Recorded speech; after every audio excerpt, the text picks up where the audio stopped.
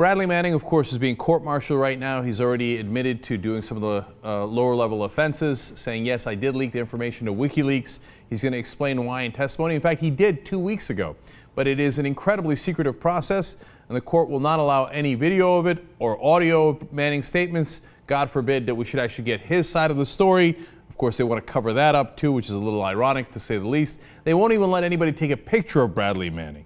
This is, of course, a propaganda war that the U.S. government is running against Bradley Manning and anyone who would actually expose any of their information. Unless, of course, it's a leak that they're in favor of, which they give to people like Bob Woodward all the time.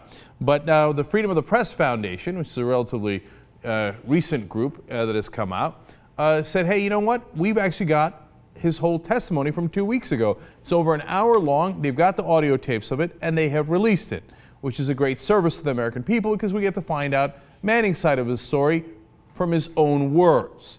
So now, first, one of the things that the government always says about Bradley Manning is, my God, this guy, it was very dangerous, gave the information to our enemies. In fact, he's charged with aiding the enemy, which is the most serious charge you could possibly have and could serve a life sentence for that. So was that his intent?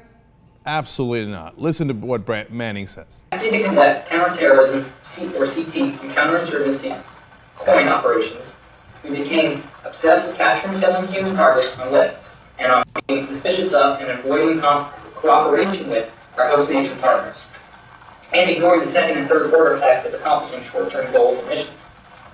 I believe that if the general public, especially the American public, had access to the information contained within the Sidney I and Sidney A tables, this could spark a domestic debate on the role of the military and our foreign policy in general, as well as related to Iraq and Afghanistan. I also believe the detailed analysis of the data over a long period of time by different sectors of society might cause society to reevaluate the need or even the desire to engage in counterterrorism and counterinsurgency operations that ignore the complex dynamics of the people living in the affected environment every day. So his real intent was to have the American people find out what their government was doing so they could have a debate about it, so they could be informed enough to have a realistic conversation about what we're doing in Iraq and Afghanistan.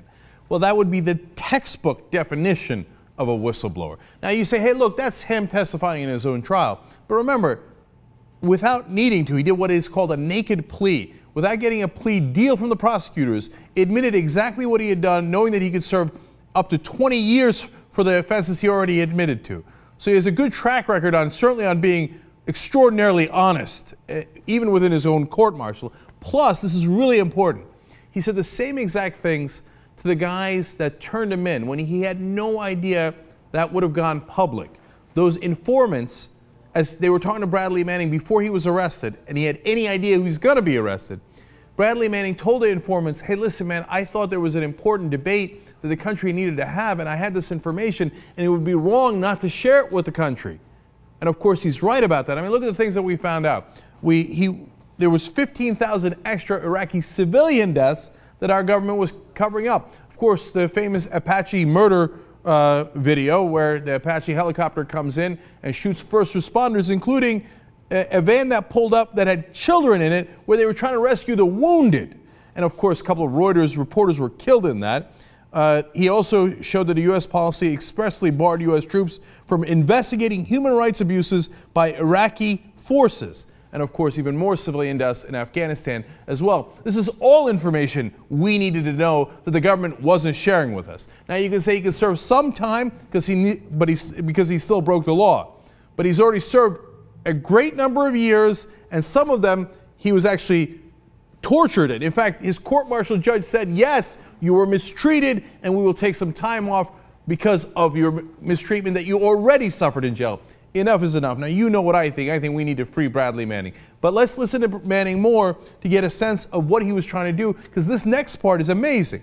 He talks about how the Iraqi government was using basically our intelligence guys to find people who were opposed to the government. Even though they were not terrorists, they were not bad guys, they were just wanted to eliminate their political opposition, and they were using us to do it. Watch. On 27 February 2010, a report was received from a subordinate battalion.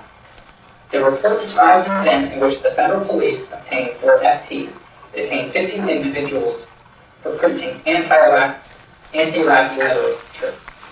Over the course of my research, I found that none of the individuals had previous ties with anti-Iraqi actions or suspected terrorist or militia groups. A few hours later, I received several photos from the scene from the subordinate battalion.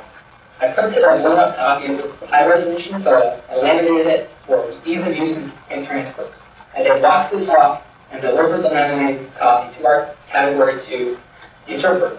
He said the general nature of the document was benign. The documentation, as I assessed as well, was merely a scholarly critique of the then-current Iraqi Prime Minister, Nouri al-Maliki. To give you a sense of what he's talking about, the specifics, so they translate the material, this is the stuff that's supposed to be anti-Iraqi insurgents, and they realize it's just guys who are arguing against Maliki, the current prime minister, and in fact, it's a highly intellectual argument against him. It lists corruption, and it lists the financial impact of his corruption on the Iraqi people. Exactly what you should have in a democracy. So then, Bradley Manning, having done his job, doing intelligence on that, brings it to his superiors, and listen to what happens next. It detailed corruption within the cabinet of al-Maliki's government and the financial impact of this corruption on the Iraqi people. After discovering this discrepancy between the federal police's report and the interpreter's transcript, I forwarded this discovery to the top OIC and battle NCOIC. The top OIC, overhearing battle captain, informed me that they didn't want, or that they didn't need or want to know this information anymore. They told me to, quote, drop it, unquote, and to just assist them and the federal police in finding out where more of these print shops creating, quote, anti-Iraqi literature, unquote, might be. I couldn't believe what I heard, and I returned to the T-skip and complained to the other analysts in my section NCOIC about what happened. Some were sympathetic, but no one wanted to do anything about it. What would you do? Did you understand what he's saying there? They find out that these are perfectly legitimate political opponents of Maliki, goes to the superiors and they say, just drop it. Now, do you understand what happens to these guys when, and drop it doesn't mean we're dropping the case. Drop your whole, nonsense about what it actually says. We don't give a damn what it actually says. We're going to go round those guys up. When they round them up, they hand them over to the Iraqi police, where they most likely will get tortured and might never be released. They might even be killed. So what would you do? Would you just say, oh, okay, great, here, well, terrific. Here's the names of the anti-Iraqi people. Go ahead and torture or possibly even execute them. Now, if you're a person of conscience, you might also think about, hey, maybe I should leak this so that I could prevent that from happening. In fact, that's exactly what Bradley Manning thought. Watch.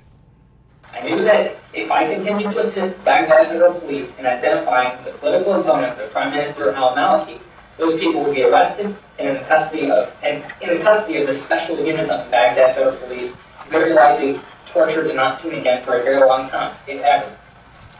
I decided to take the information and disperse it to the WLO in the hope that before the upcoming 7th March 2010 election, they could generate some immediate press on the issue and prevent this unit of the federal police from continuing to crack down on political opponents of al-Maliki. Now, the one thing Bradley Manning was consistently wrong on is he thought if I release this information, it might have an impact. Of course, our politician and our government doesn't care about what reality is at all. They're the same guys who told them to drop it. So even if after we found out all these things, what happened? They continued to send political opponents of Maliki to get tortured and to get imprisoned, etc. We continued the war in Iraq. We certainly continued the war in Afghanistan for years and years. We're still in the middle of that war in Afghanistan. We didn't change any of our policies, and we continue to use drone strikes now, which is, different than the Apache helicopter, but an expansion of the overall idea of hitting first responders. We do double taps with those drone strikes. So unfortunately, Bradley Manning had the right intent, but it didn't work because nobody gave a damn when he gave that information. Now we give a damn, and a lot of you out there care about it and understand that's why Bradley Manning's a whistleblower and in a lot of ways a hero. But of course the government doesn't see it that way, and they're hoping to put him in prison for decades and maybe his entire life. Now, one last thing about this. Now, when it comes to the diplomatic cables, one of the ideas the government always puts out there is, oh, yeah, just carelessly put out all those cables out there. Could have done us tremendous damage. Could have had the names of people that got killed. It turns out he also said in his testimony, no, I actually checked, double checked. I had a lot more information. I didn't release it just in case that it was top secret or might actually do somebody harm.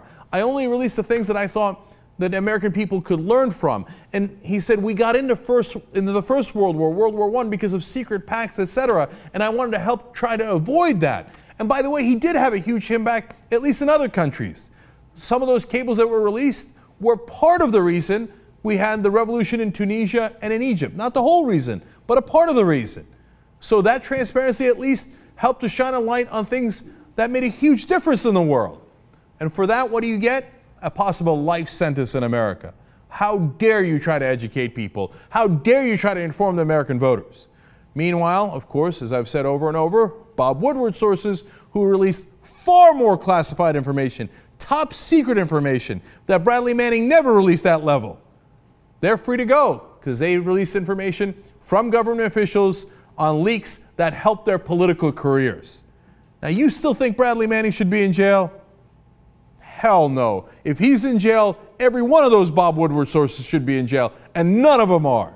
It's way past time to free Bradley Manning. We need to do it right now.